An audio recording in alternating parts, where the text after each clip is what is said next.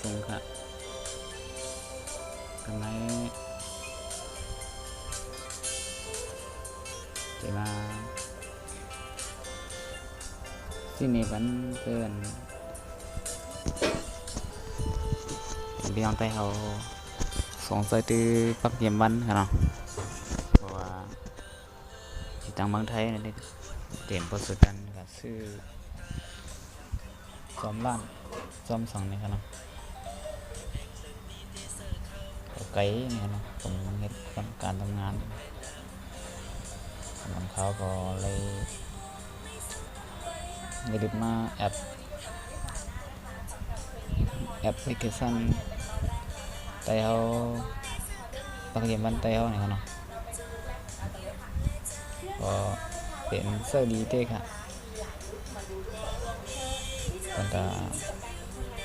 เสื้อในดีเต้ในมือถือเขาในโฟนเขาขนาดก็ต้องมีเต้ในเด็กก็เด็กออกมีเต้ขนาด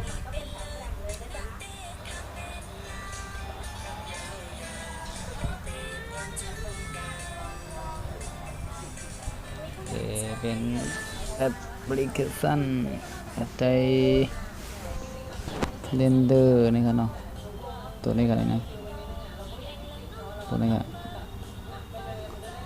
ตัวนี้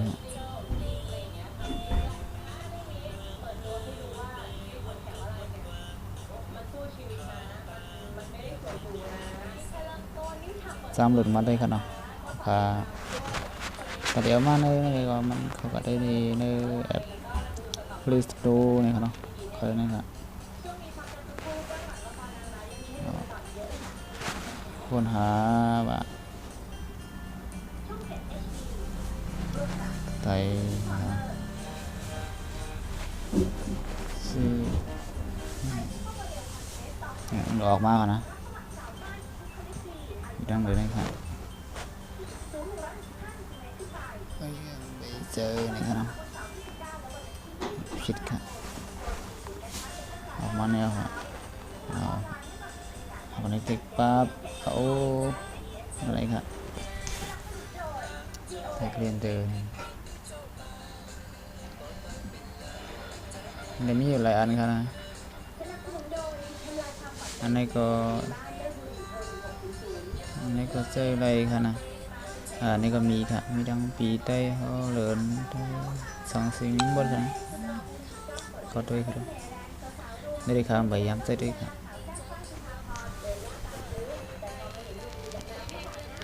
วันđấy có lý không nó vẫn hàng đây hơnกันอย่าบอกง่ายใครตัววันใดเขาวันนี้เปลี่ยนเดินรอบเดินม้วนวันทุนวันเบียดวันสั่งก็บัดใจเขา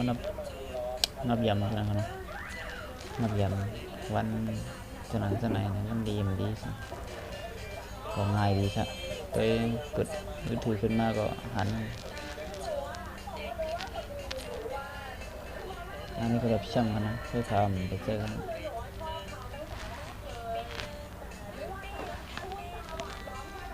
เขาเจอเดี๋ยวก็เจอตัวนี้ค่ะตัวนี้เนี่ยเขาหลุดมานะหลุดมาครับมายาวเพราะว่าไม่หลุดมาในตัวใจติดตั้งกันเลยกันนะตัวใจติดตั้งกันไหนครับเขาหลุดมาใครลองเปิดได้กันไหนครับ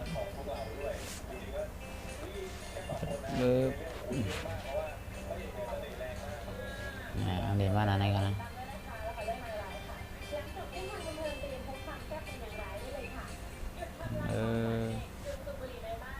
เดินsáng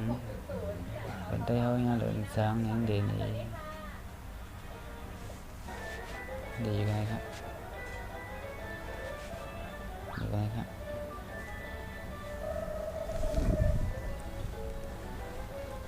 แล้วก็วันเลยนี่มันดีหันกันนะดีนี้ไปครับดีจี้ไปครับวันไหนวันหังวันที่หังตอนวันที่วันไหนนะวันที่15นี่กันนะนี่15ครับนะ แล้วก็เป็นไรคำเนี่ยมาโดยเห็นเสียงเดินคำเสียงน้องสิบคำเสียงเดินคำไม่10 คำ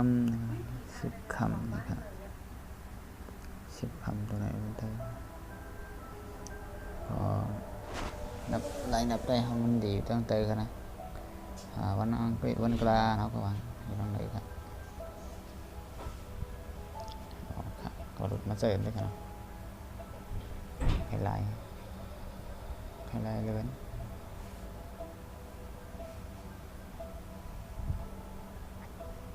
เป็นจำได้ครับ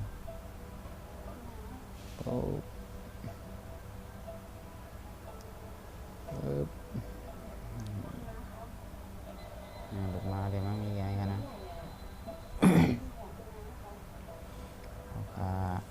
มาตั้งไว้ในน้าที่นาโซนาพวนเขาอย่างนี้ไปเห็นsampah plastik dan kembali 10 gramแล้วก็ไปทำจานนี่ไงมีหมดแล้วได้15นี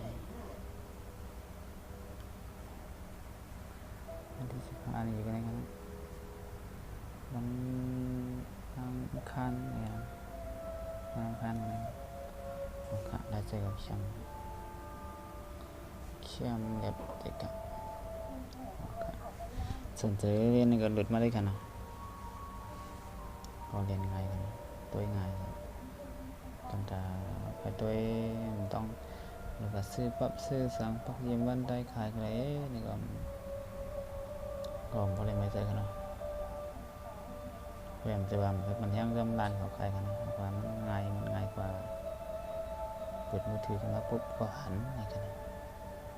ครับมาส่งครับมีหนังเลยครับตอกหน้ามาสับแล้วคลิปม